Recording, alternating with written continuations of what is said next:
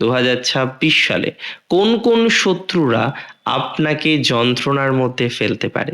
যত সচেতনতা আপনার কম হবে, তত সমস্যার সম্ভাবনার জায়গাটা আমরা লক্ষ্য করতে পারবো। 2026-এ কোনো সিনিয়র শত্রু আপনাকে যন্ত্রণার মধ্যে ফেলতে পারে। এই ধরনের জাতক জাতিকাদের থেকে সচেতন থাকতে হবে।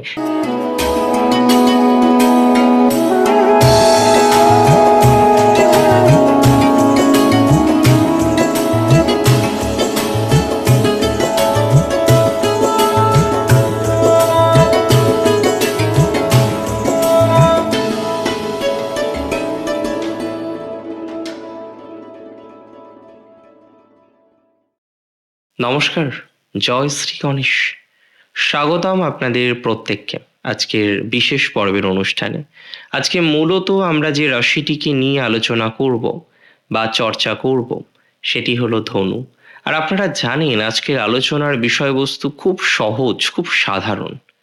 2026 কেমনভাবে চলবো, 2026-এ কোন কোন শত্রু থেকে সচেতন থাকতে হবে যাতে 2026-এর এই বছরটি আরেকটু ভালো যায়।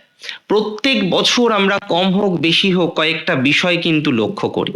তার মধ্যে আমাদের জীবনচক্রে বড়সড় প্রভাব বিস্তার করে দেয় শত্রুরা। আমাদের একটা সময় গিয়ে মনে হয়, ইস, যদি আগে থেকে জানতে পারতাম এরকম শত্রু আছে, তাহলে হয়তো চলতে আরো বেশি সুবিধা হতো। কি মনে হয় তো? আর আজকে আমি সেই কাজটাই করব। আগে থেকে আপনাদের বোঝানোর চেষ্টা করব যে 2026-এ কোন কোন শত্রু দ্বারা আপনি পীড়িত হতে পারেন। 2026 সালে কোন কোন শত্রুরা আপনাকে যন্ত্রণার মধ্যে ফেলতে পারে, এটা আমাদের কার্যত জানতে হবে, এটা আমাদের কার্যত বুঝতে হবে এবং সেই শত্রু থেকে যতটা বেশি সম্ভব সেফগার্ডে থাকার চেষ্টা করতে হবে। দেখুন, প্রথমেই বলি ধনুরাশির পারিবারিক শত্রুতা 2026-এ প্রচুর। পরিবার, নিজস্ব পরিবার, নিজের পিতার দিক থেকে কোনো সম্পর্ক জনিত কোনো পরিবার, অর্থাৎ কোনো না কোনোভাবে পরিবার সংক্রান্ত বিষয় নিয়ে শত্রুতার মধ্যে পড়ার বা শত্রুতা জনিত বিষয়ে ভোগার সম্ভাবনা আপনার প্রচুর পরিমাণে থাকবে। তাই সবার প্রথমে আমি আপনাদের যে কথাটা জানাতে চাই যে 2026-এ শত্রু থেকে আপনাকে কিন্তু বিশেষ সচেতন থাকতে হবে। যত বেশি সচেতনতা রাখতে পারবেন, তত বেশি ভালো থাকার প্রবণতাটা আমরা দেখতে পারবো। যত সচেতনতা আপনার কম হবে, তত সমস্যার সম্ভাবনার জায়গাটা আমরা লক্ষ্য করতে পারবো। সুতরাং 2026-এ প্রথম যে শত্রু থেকে আপনাকে সাবধানে থাকতে হচ্ছে সেটি হচ্ছে নিশ্চিতভাবেই পারিবারিক শত্রুতা। সো পারিবারিক শত্রুতা থেকে আপনাকে সেফ গার্ডে থাকতে হবে। খুব দরকার, এটা খুব দরকার। এবং সব থেকে ইন্টারেস্টিং, দেখুন কিছু কিছু সময় আমরা দেখি কিছু কিছু গুরুজন থাকেন, তারা না একদম আশীর্বাদ করবেন আপনাকে, মন থেকে করেন অনেক সময়। আর ধনুরাশির এই ধরনের শত্রুতার জায়গা আমি জীবনচক্রে একাধিকবার লক্ষ্য করতে পেরেছি। ধনুরাশির এরকম শত্রু জীবনচক্রে বারবার আসে, তাই এই ধরনের শত্রু থেকে সাবধানে থাকতে হবে আপনাকে। 2026-এ কোনো সিনিয়র শত্রু আপনাকে যন্ত্রণার মধ্যে ফেলতে পারে। তাই যারা জানেন যে তাদের কোনো না কোনো সিনিয়র শত্রু আছেন, যারা জানেন যে কোনো না কোনো সিনিয়র শত্রু আপনাকে একাধিকবার সমস্যার মধ্যে ফেলেছেন, তাদের থেকে সেফগার্ডে আপনাকে কিন্তু থাকতেই হচ্ছে। কোনো সিনিয়র শত্রু থেকে বিশেষ ক্ষতির সম্ভাবনা আমরা লক্ষ্য করতে পারি ধনুরাশির জাতক জাতিকাদের, এবং এটি খুব গুরুত্বপূর্ণ। কোনো সিনিয়র বন্ধু থেকে বিশেষ জটিলতার সম্ভাবনা লক্ষ্য করা যায়। তাই কোনো সিনিয়র শত্রু, কোনো সিনিয়র বন্ধু, কোনো সিনিয়র যাকে মনের সব কথা অবলীলাক্রমে জানিয়ে রাখেন, বলে আসেন, হ্যাঁ, তাদের ক্ষেত্রে কিন্তু একটাই কথা ইম্পর্টেন্ট, যে বিশেষ সচেতনতা রাখতে হবে।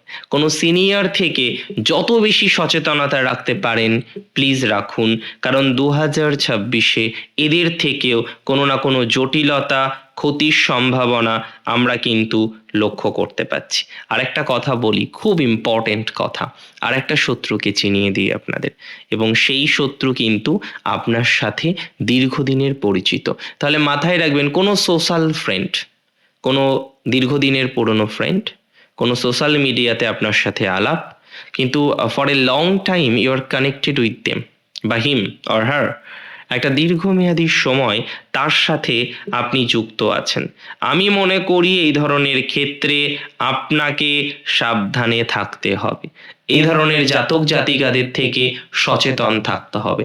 নিজের তথ্য, নিজের পার্সোনাল ইনফরমেশন দরকার নেই সকলের সাথে শেয়ার করার, কারণ দিন শেষে আমরা যাদেরকে বন্ধু ভাবি, এমনও তো হতে পারে সেই বন্ধুত্বের আড়ালে লুকিয়ে আছে বেশ কিছু শত্রুতা। তাই এই ধরনের মানুষ থেকে, এই ধরনের ব্যক্তিবর্গ থেকে যত বেশি সচেতন থাকা যায়, সেই সচেতন থাকার দায়িত্ব আপনার। যুগ পাল্টেছে, সবাই বন্ধু মানেই বন্ধু নয়, বন্ধুত্বের মুখোশ নিয়েও অনেকে শত্রুতা করে।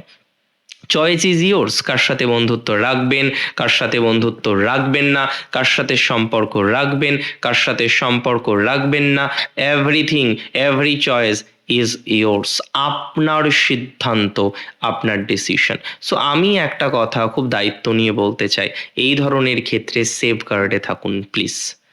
বন্ধুত্ব যদি চিনতে না পারেন, দূরে থাকুন সেই সমস্ত মানুষের থেকে যারা বন্ধুত্বের ভান করে ক্ষতি করার চেষ্টা করছে। সোশ্যাল মিডিয়াতে আলাপ, দীর্ঘদিনের বন্ধু, যোগাযোগ আছে, কানেকশন রাখেন, সাবধানে থাকবেন। আর একটা শত্রুতার কথা বলে দেবো, এবং অনেকে চমকে উঠবেন যে দাদা কি করে জানলেন। অফিসে খেয়াল করে দেখবেন, কোনো একজন সিনিয়র, তিনি শুধু আপনার সিনিয়র নন, আপনার সাথে তার একটা ভালো সম্পর্ক, কোনো ক্ষেত্রে হয়তো প্রেমের, কোনো ক্ষেত্রে হয়তো অন্য রকমের সম্পর্ক।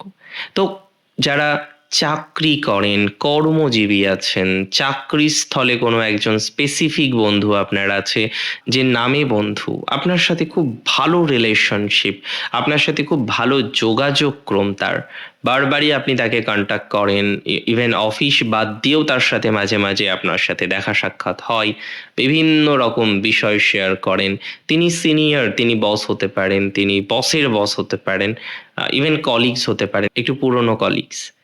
এই ধরনের ব্যক্তিবর্গ থেকেও থাকতে হবে সাবধান। কারণ প্র্যাকটিক্যালি বলতে গেলে, একদম প্র্যাকটিক্যালি বলতে গেলে, ধনু রাশির জাতক জাতিকাদের এই ধরনের বন্ধু থেকে কিছু শত্রুতার জায়গা আসতে পারে, কিছু ঝামেলার জায়গা আসতে পারে, কিছু অশান্তির জায়গা আসতে পারে।